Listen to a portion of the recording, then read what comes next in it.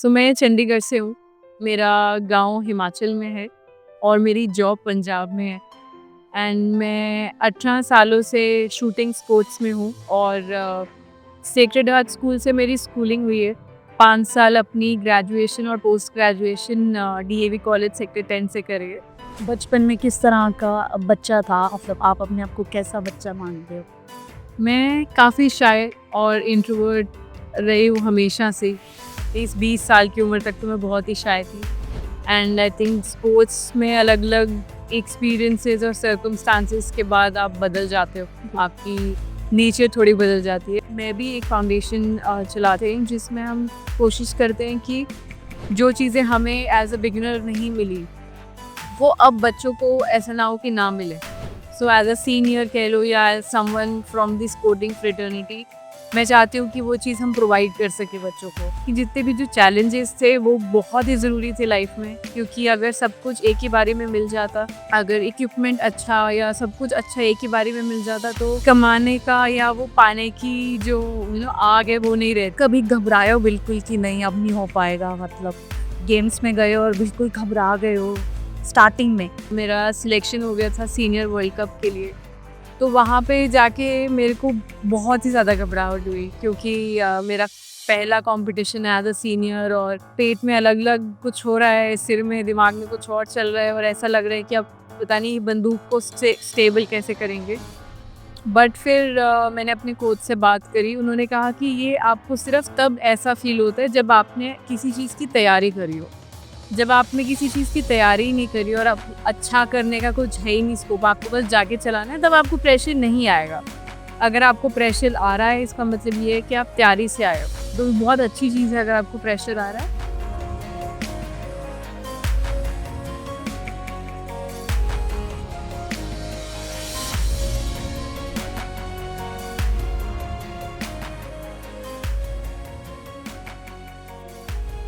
Hello ma'am, welcome to R talks.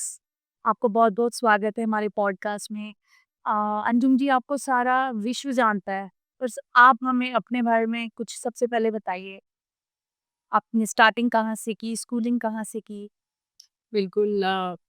मैं पहले तो थैंक यू बोलना चाहूँगी आरआर टॉक्स को कि हमें बात करने का मौका मिला।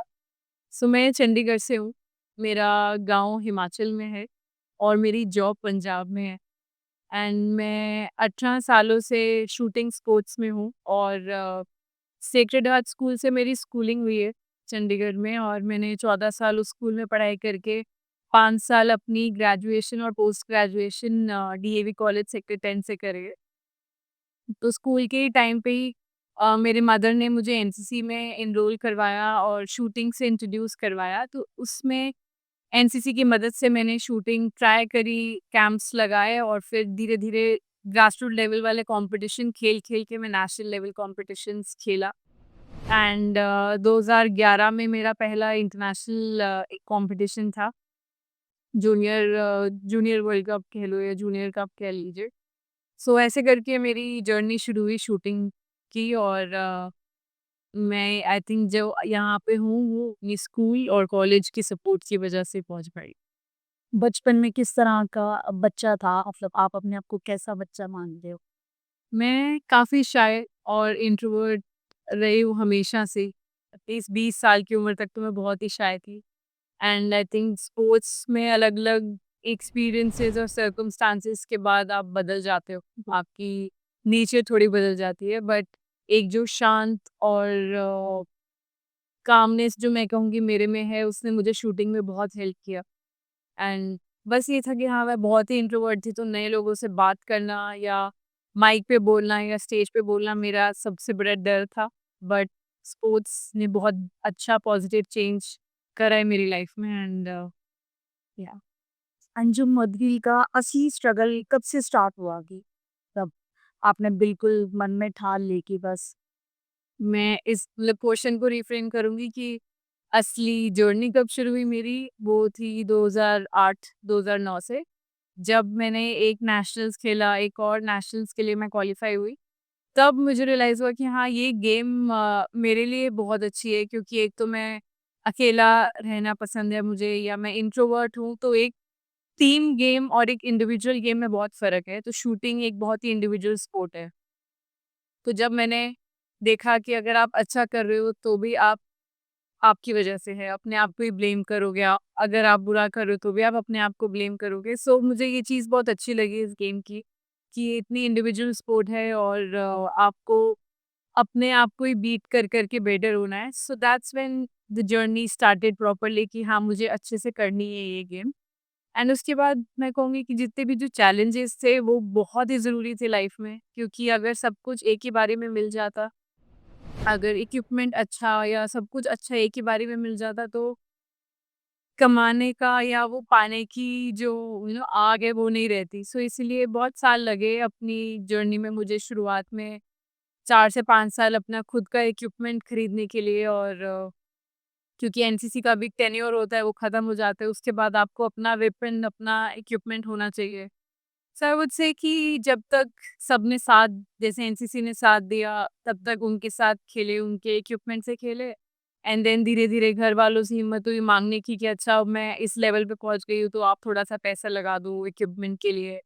एंड फिर इवेंचुअली स्पॉन्सर्स मिल जाते हैं। So I think it's a journey जो बिना चैलेंजेस के मैं कहूँगी कि कभी कंप्लीट नहीं होती। एक वेपन जेब है, वो क्या कॉस्टिंग प्राइस होती है उसकी? जो हमारा एक 2 इवेंट्स होते हैं, एक 10 मीटर्स राइफ़ल होता है, एक 50 मीटर्स राइफ़ल इवेंट होता है। तो 10 मीटर्स एयर राइफ़ल होती है, जिसमें लाइसेंस नहीं चाहिए उस गन के लिए। एंड वो हम देखेंगे कि चंडीगढ़, मोहाली में बहुत सारी रेंजेस हैं जो आप खोल सकते हो, और उसके लिए आपको ऐसा कोई स्पेशल परमिशंस या वो नहीं चाहिए, एफ़िलिएशन ज़रूर चाहिए। तो वो 10 मीटर्स की जो वेपन्स है वो अराउंड अब वो ढाई से 3 साढ़े 3 लाख में आ जाती हैं। पहले थोड़ी कम महँगी थी, अब थोड़ी महँगी हैं। बट जो हमारी 50 मीटर्स की राइफ़ल है, उसके लिए प्रॉपर आर्म्स लाइसेंस चाहिए, आप बिना लाइसेंस के वो नहीं खरीद सकते हो। और वो 50 मीटर्स की रेंज पे शूट होता है, जो ओपन होती है रेंज। उसका weapon depending on the brand I think 5, 6, 7, 8, 9, 10 lakh तक भी जाते हैं। तो वो एक वेपन इतने तक का आता है। बहुत कॉस्टली है। वही, और गवर्नमेंट की तरफ से हेल्प कब से स्टार्ट होती है कि गवर्नमेंट जैसे बच्चों को हेल्प देती है, तो वो कब, एक सक्सेस के बाद या स्टार्टिंग में ही हेल्प मिलती है, या एक सक्सेस के बाद गवर्नमेंट आपके साथ? सो शुरुआत में मैं जब मैंने शुरू किया था, मैं नहीं कहूँगी कि गवर्नमेंट की तरफ से ज़्यादा कोई सपोर्ट थी। आप किसी कॉम्पिटिशन में सिलेक्ट हुए हो तो वो आपको भेज देंगे कॉम्पिटिशन के लिए, बट जो प्रॉपर एक सपोर्ट हमें एलीट लेवल पे आके मिलती है, जिसमें टॉप स्कीम है, जिसमें आप अपने इवेंट में टॉप के एथलीट हो तो आपको फंडिंग मिलती है मंथली। और आपको किसी भी कॉम्पिटिशन में जाना है अपने खर्चे से, तो आप उनसे रिक्वेस्ट कर सकते हो फंडिंग के लिए। और उसके अलावा आई वुड से कि अब जाके कुछ स्कीम्स हैं, खेलो इंडिया जैसे हो गई, और कुछ स्कीम्स हैं जो ग्रास रूट लेवल पे फोकस करते हैं। तो वो बच्चों को एक मौका मिलता है अपना टैलेंट दिखाने का। एंड अगर आप अच्छा कर रहे हो तो आपको उसी टाइम से एज अ बिगिनर से सपोर्ट मिलनी शुरू हो जाती है, चाहे वो इंफ्रास्ट्रक्चर से रिलेटेड हो, चाहे वो फंडिंग हो, मॉनेटरी। सो अब काफ़ी पॉजिटिव चेंज आया है। So but I would say mostly जो बेनिफिट्स और वो सब है वो एलीट लेवल पे ज़्यादा हैं। और जब आप फर्स्ट टाइम जब आप गए अपने, तो मन में क्या-क्या विचार थे उस टाइम आपके, कि दिल नहीं घबराया कि मैं डर गई हूँ? कैसे अपने आप को आपने ओवरकम करके फर्स्ट जो मेडल हासिल किया? मेंटल उस टाइम आपके मेंटल दिमाग में क्या-क्या चीज़ें आती हैं? सो मेरा पहला इंटरनेशनल था 2011 में, हम जर्मनी गए थे। एंड उस टाइम पे मेडल जीतना इतना ज़्यादा मेन एम नहीं था, क्योंकि आप एक बच्चे हो और आपको पहली बार इंडिया से बाहर जाने का मौका मिल रहा है। उस टाइम पे आई थिंक मेरा मेन गोल यही था कि मुझे इंडिया की जर्सी चाहिए। और जो एक्साइटमेंट हमें इंडिया की किट मिलने पे होती है, आई थिंक अभी भी उतनी ही होती है। तो उस टाइम पे क्योंकि वो पहली चीज़ थी, एंड ऐसा था कि बहुत ही बड़ी चीज़ है कि आपको एक ट्रैक सूट या वो सब मिले जिसके पीछे इंडिया लिखा हो। तो मेरा मेन गोल कह लो शुरू में यही था कि बस वो चाहिए। फिर हम जर्मनी गए, तो जो पहली बार इंटरनेशनल ट्रैवल है, आप दूसरे कंट्री में पैर रख रहे हो, वो एक्साइटमेंट आई थिंक काफ़ी ज़्यादा थी। फिर कॉम्पिटिशन खेला, इतना अच्छा नहीं था कि आप मेडल जीत पाओ।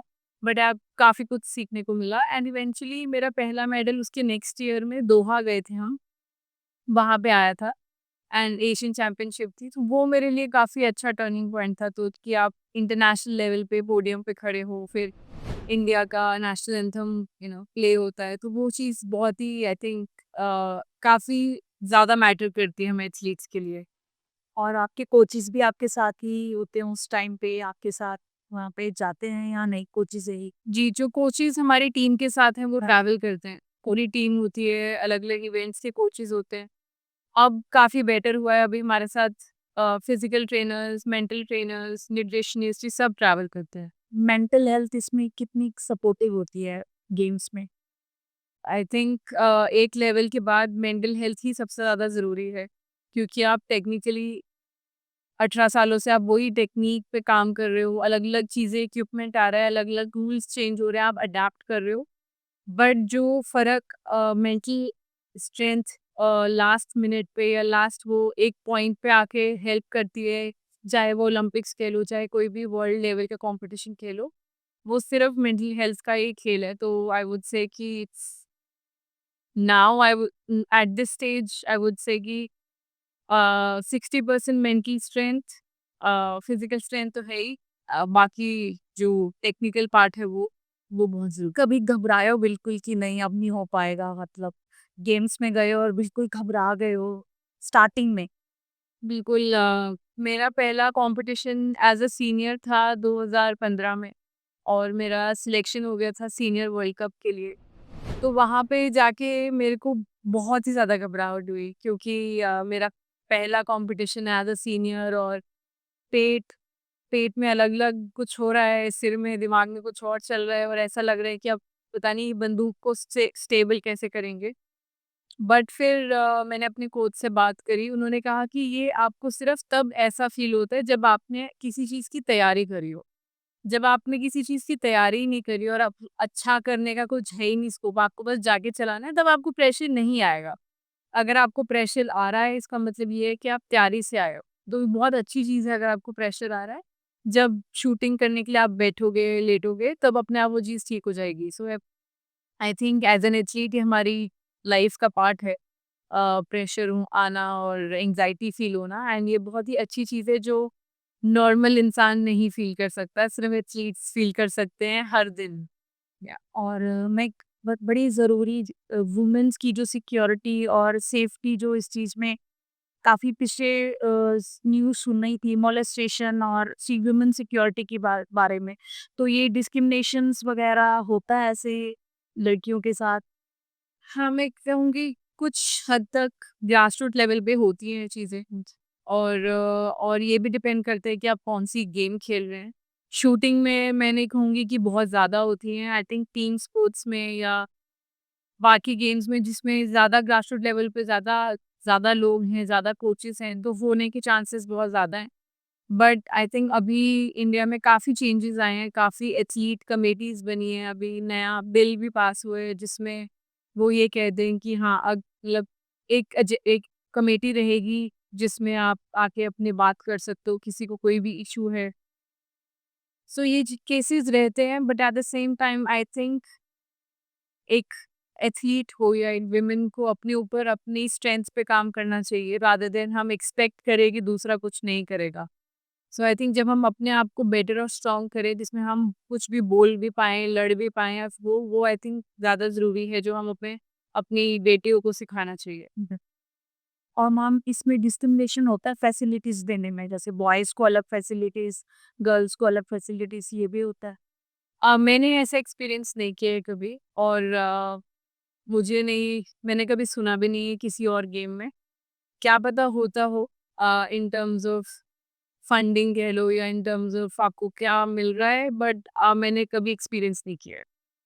और जो ये एसोसिएशंस बनी हुई हैं स्पेशली ये जो जैसे छोटे लेवल से जो छोटे घरों से बच्चे आते हैं स्पोर्ट्स में बहुत बढ़िया होते हैं लेकिन उनको फैसिलिटीज़ नहीं मिलती हैं।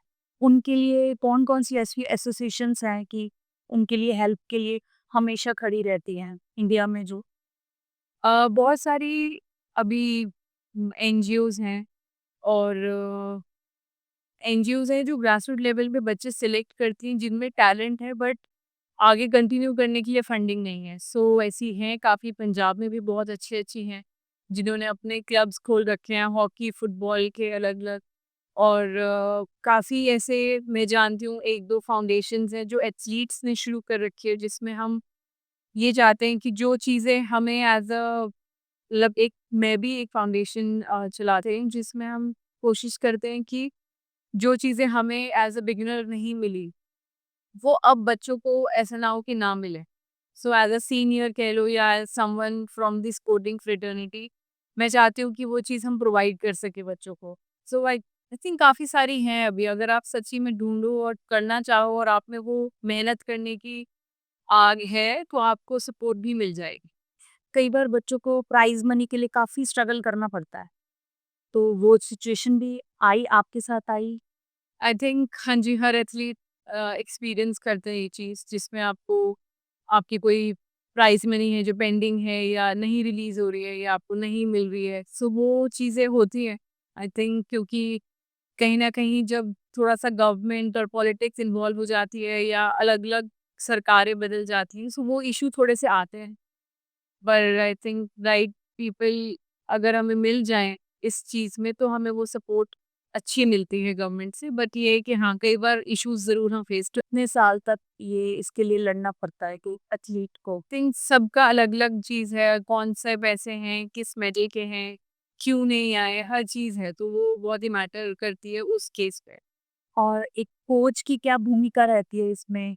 आप अपने कोच के बारे में कुछ बताइए कि आपको जो आपके फर्स्ट कोच थे जिन्होंने आपको इतने ज़्यादा मोटिवेट किया, उनके बारे में कुछ बताइए? तो जब मैं एनसीसी में मैंने कैंप्स लगाने शुरू करे, तब एक एमएस चौहान सर थे यहाँ पे, जिन्होंने मुझे देखा शूटिंग करते हुए एंड उन्होंने ये रिकमेंड किया कि इसको मैं शूटिंग में इसको ज़्यादा प्रमोट करें वो। तो जितने मतलब वो कुछ ही टाइम थे, पर जो हमारे उन्होंने फिर एनसीसी छोड़ दी थी, पर उनके बाद जो एक और पोस्टर उन्होंने स्पेशली मुझे रिकमेंड किया कि अंजुम का काफ़ी नॉलेज और इंटरेस्ट है इस चीज़ में, तो आप करो ये।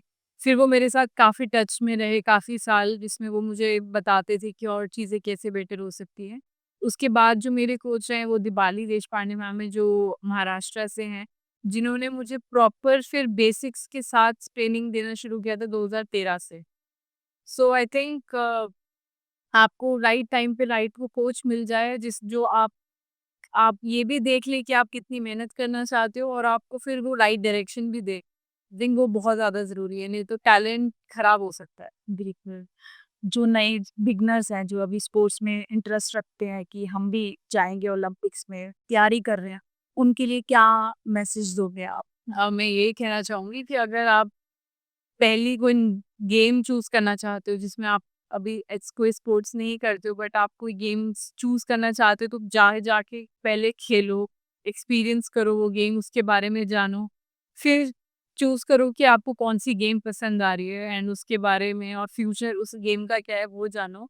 एंड देन अगर आप कोई गेम ऑलरेडी खेलते हो, तो नो मैटर आप कितनी बार हार रहे हो या जीत रहे हो वो अलग चीज़ है, बट अगर आप हार रहे हो तो अपने आप को उस गुस्से को यूज़ करो अपने आप को पुश करने के लिए, ताकि आप अपने आप को बेटर करो और इवेंचुअली आप अच्छा करोगे।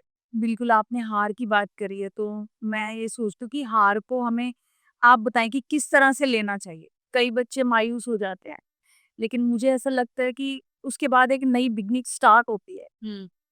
थिंक मेरी जर्नी ऐसी रही है कि जितने भी लोज़ रहे हैं जिसमें मैं टीम से बाहर हुई हूँ या मेरी परफॉर्मेंस अच्छी नहीं आ रही है, वो ही मेरे सबसे ज़रूरी पार्ट रहे हैं मेरे पूरे करियर के, क्योंकि उन्होंने मुझे सिखाया है मेरे बारे में कि मैं कौन हूँ, मेरी स्ट्रेंथ क्या है, मेरी वीकनेस क्या है, किस चीज़ पे काम करना है। तो अगर वो चीज़ें नहीं होती, तो मैं इस लेवल तक इतने साल तक शूटिंग नहीं कर पाती। क्योंकि वो डाउनफॉल आया है, उस टाइम पे अपने आप को जाना एंड देन उस पे काम किया है। सो आई थिंक इसलिए इस लेवल पे पहुँचे और आज भी अपने आप को पुश कर रहे हैं कि हाँ और बेटर होना है।